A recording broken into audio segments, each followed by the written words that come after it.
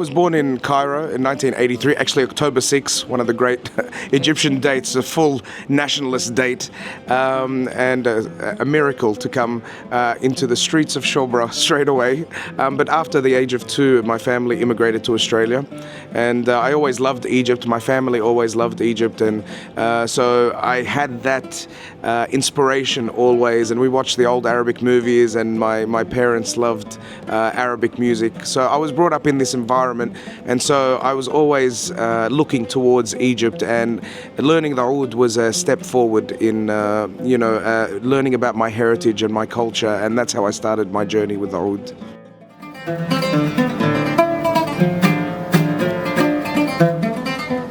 I think just playing the Oud every time I pick up the Oud is your roots. There's no way I can pick up the Oud and say it's Australian.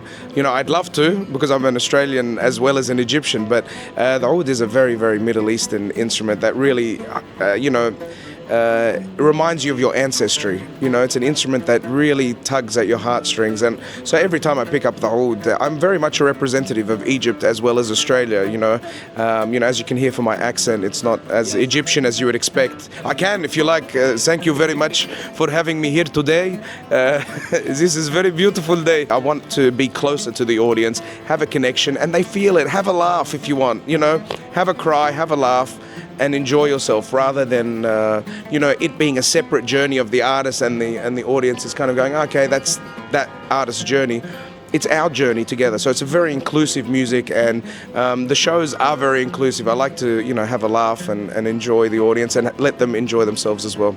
Cairo was the place to be if you had art to present, and if you had something special to present, you had to be in Cairo. And I don't think that's changed. I think Cairo is still that beautiful, glowing light that people come and want to be in. And so it's a great pleasure and a great honor to be performing in the place of my birth, and essentially, my heritage, in Cairo.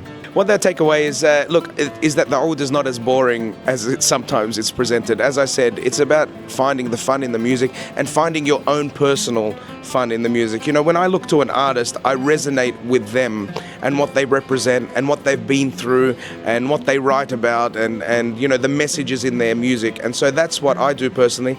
And I wish that comes here, because I think it's not easy, but for an Oud player to play traditional things and just keep on in the cycle. And it's not about forgetting traditional. We love the traditional, we respect it, and we need the traditional to move forward. None of this exists without that strong base of the people that came before us.